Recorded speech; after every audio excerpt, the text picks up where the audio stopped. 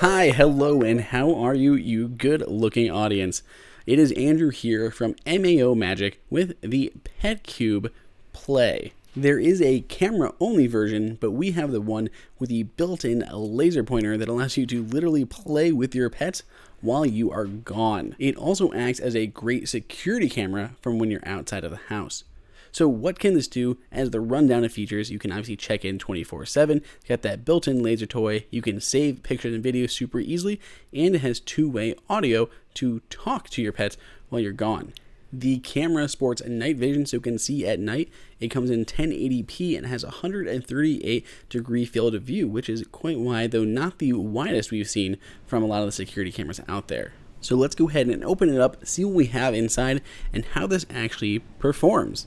Now, the big draw is supposed to be here that it has that built-in laser pointer, because there are a ton of different 1080p smart home security cameras out there, and we've covered many of them, but none of them allow you to play with your pet. So it's almost the same price as well, maybe a tad more than some of them, but for just that marginal price increase, it gives you that ability to actually play with your pets, which for pet owners could be worth that small price increase if you're already looking for a security camera. Inside, you'll find the actual Petcube itself, a really long USB cord, which is going to be super handy if you have to put this in some obscure location, and then of course a power adapter. The Petcube is in fact a cube with rounded corners around the outside, with the camera, the lens on the front, as well as the laser pointer slot, and then around back you have this spot for USB. It uses USB-C, by the way.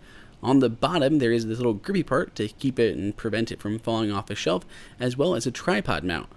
Underneath the Petcube logo in the front is a small, super small, thin speaker grill, allowing you to actually have that conversation with your pets. I know I'm not really connecting anything else to the Petcube or using the cord for anything else, but I do appreciate that it uses USB-C, just another gadget taking form of that new USB standard.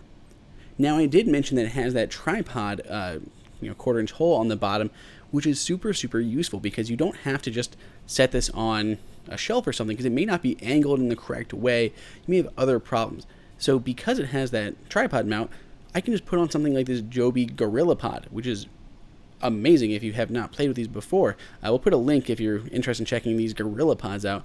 They're great for your phones and everything else, but they're so cool, and I got these super bendable legs, so you can wrap this around really anything. So on the edge of a shelf, or on a beam somewhere, or on the back of a chair, whatever you need to mount this camera to, adding a tripod just makes it super convenient. So I love that they added that tripod spot to the bottom of this. Not many, I don't think any other cameras that I know of have that built-in tripod mount. So super useful for positioning this in this correct spot so you can play with your pets better. In testing this out, I threw it in a bunch of different locations. I had it on the back of an office chair. I even dangled it in front of the dog's cage so I could actually just check in and see him sleeping in his cage while I was gone and talk to him, as well as mounting it by some shelves in the room. This one worked out really well, and I was able to kind of tuck the cord up and around to plug it in, so it kept it really nice out of the way, and I got a great angle so I could see really the whole room.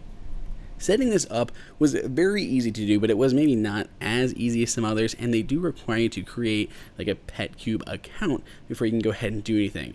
But you do just choose the regular Petcube or the Petcube Play, enter some information, your Wi-Fi network, and you're online. You're good to go.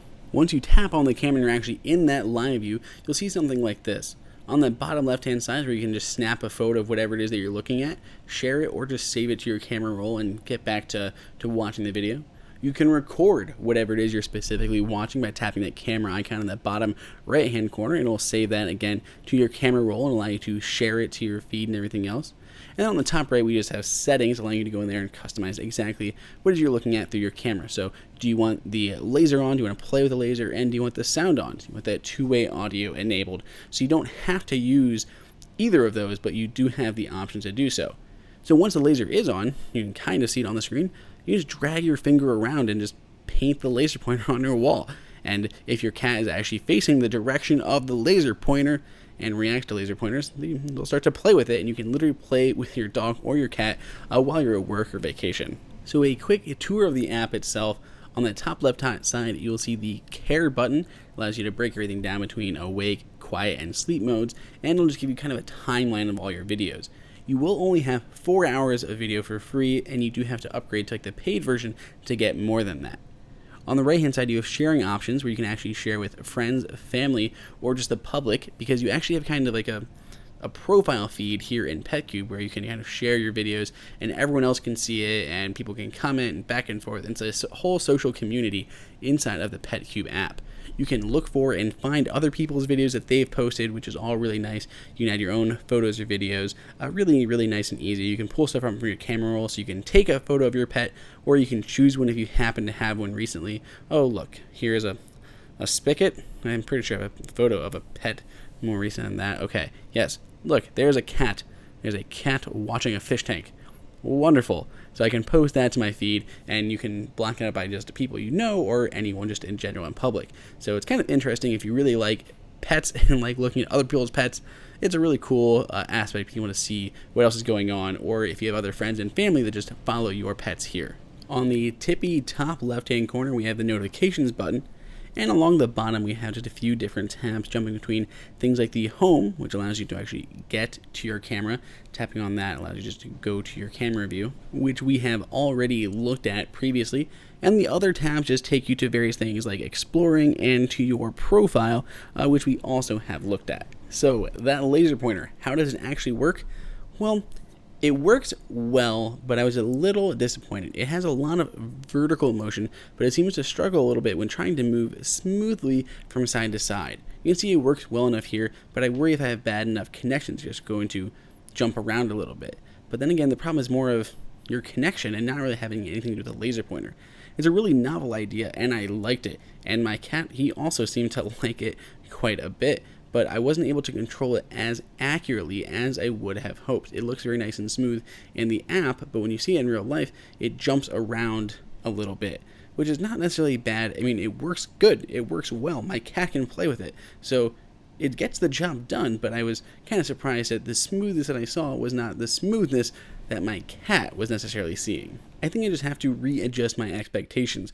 I mean, I'm doing a 1080p live stream video with audio, and I'm controlling a laser pointer through this app. So is it going to be a little jumpy, or maybe have a little bit problems of determining left and right movements?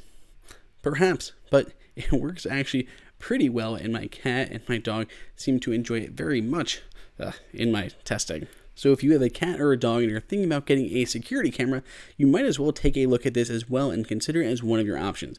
There's a handy link below in the description. Please let us know what you think down in the comments. Otherwise, I'd love it if you could subscribe and give me a thumbs up. Till next time, it's Andrew for MAO Magic.